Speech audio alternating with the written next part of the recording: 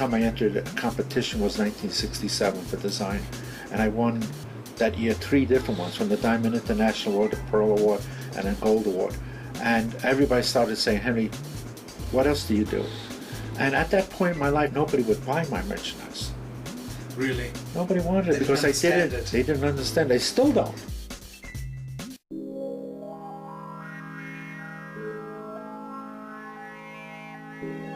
Basically, I feel that Henry Dunay has been put on this earth to do something special. And little by little, I've developed into something more than just a jeweler. I'm an artist. I do objects of art for $300,000, $400,000, $500,000, and I have people that buy it.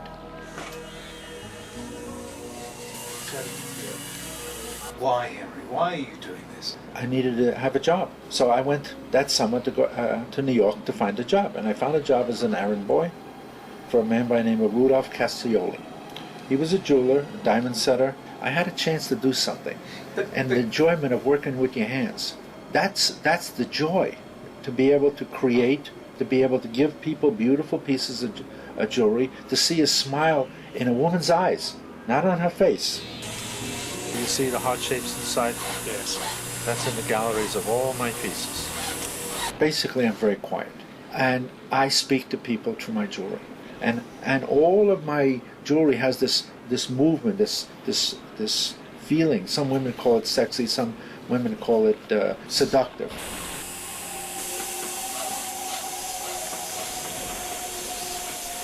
When a painter paints a picture, it's a canvas. Yes. All right, and he gives you depth of field by using lines and the way he does that.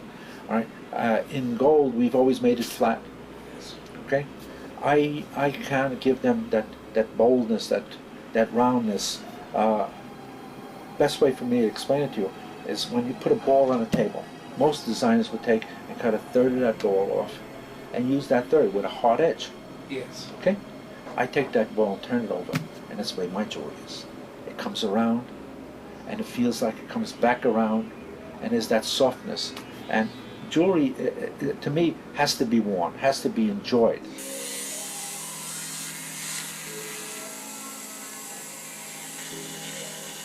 My trips to Japan have been wonderful, and there's an Oriental influence to my design.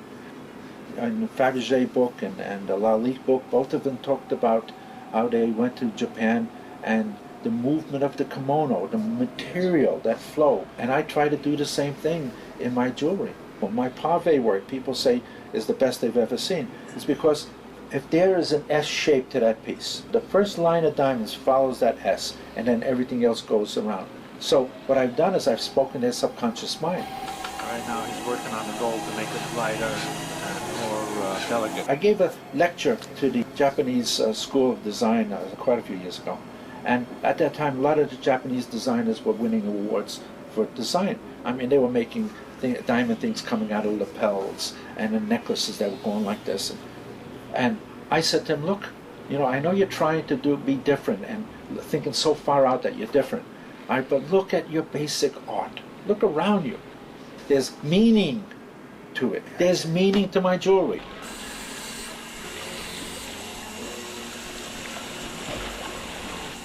I see beauty in many things. I can look at 10 stones and one just speaks to me and one just has something about it. Personality. And that's part of the start of a Henry Dunay piece of jewelry.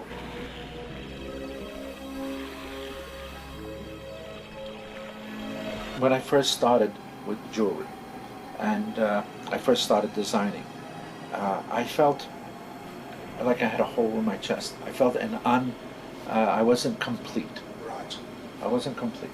And as I got a little bit larger and as the jewelry became more important and as people accepted it more and more, the hole became smaller and smaller. And then in the last 10 or 15 years, I don't even think about it anymore.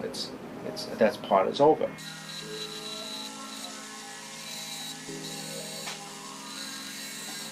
I really feel that God's given me a gift. Yeah. I really feel that. No education in design, but yet I see things, and there are times I do things. Where the heck does it come from? We had a pinch bottle that we made for Hagen Scotch in pure gold, okay, Yes. hollow, and we carved it all in wax, and everything was carved, and we started to put it all back together again, and then we put the neck on, and then the base was going to be put on, okay. But what I didn't calculate is when I would heat that up, that the neck wasn't big enough to let the heat out. Yes. Okay, so we got it nice and red, and I'm looking at it, and it's done. It's finished. Okay, and just at that moment, the base was concave. Yes. It popped out, boom, just like that, just popped out, and I'm looking at it. I pick up a hammer and whack it, and it must have been at the exact moment because it went right in the way it should, and that was the end of it. But what made me pick up that hammer, I'll never know to this day.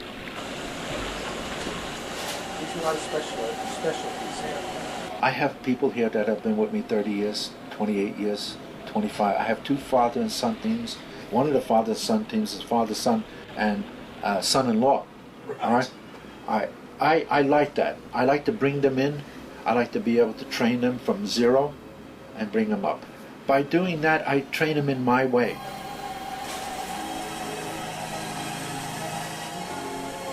The other part is that I sit behind this desk, and that's the businessman.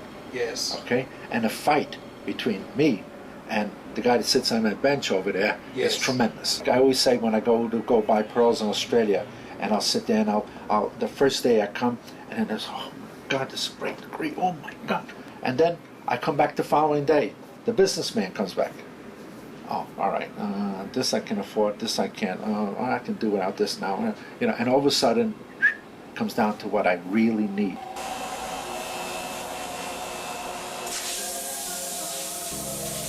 One of the funniest things was making a chastity belt for a woman.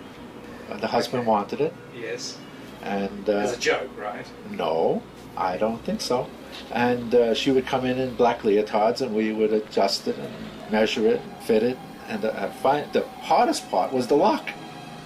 And then I had to make a diamond key